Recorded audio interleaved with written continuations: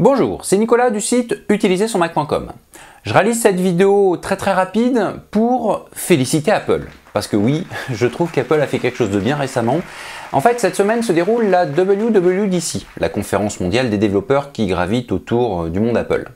Cette WWDC a commencé par un keynote comme chaque année et durant ce keynote, Tim Cook a annoncé de nouveaux produits ou plutôt des mises à jour de produits existants. Donc nouveau MacBook Pro un petit peu plus puissant avec certains prix en baisse, le MacBook Air un petit peu plus puissant, etc.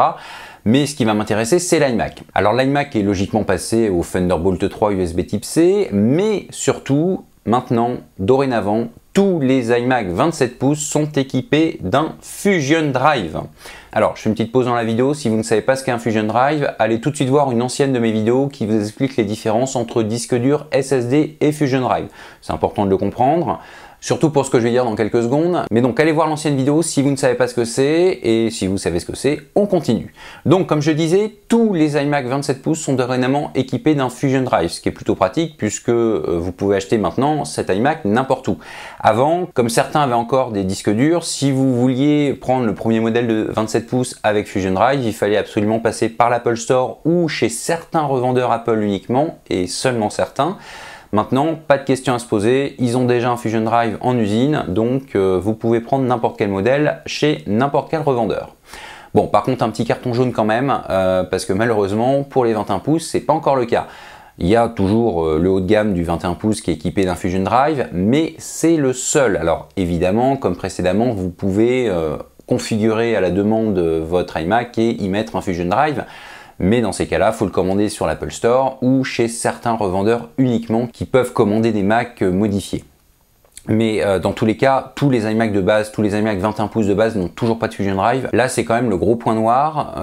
Apple, faut se réveiller, on est en 2017. Votre système qui est super et optimisé pour SSD depuis plusieurs années, il serait peut-être temps de passer au Fusion Drive ou au SSD partout. Alors sur les portables, il y a du SSD partout, très bien.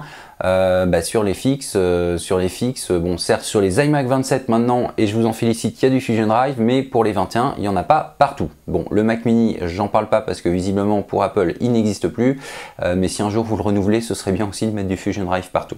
Voilà, alors je voulais juste saluer cela, une demi-félicitation à Apple, donc il y a un petit carton jaune quand même, mais pour le reste, pour les 27, c'est une bonne chose, et je voulais surtout me servir de cette vidéo pour rappeler à tout le monde qu'il ne faut pas acheter un Mac neuf à l'heure actuelle avec seulement un disque dur.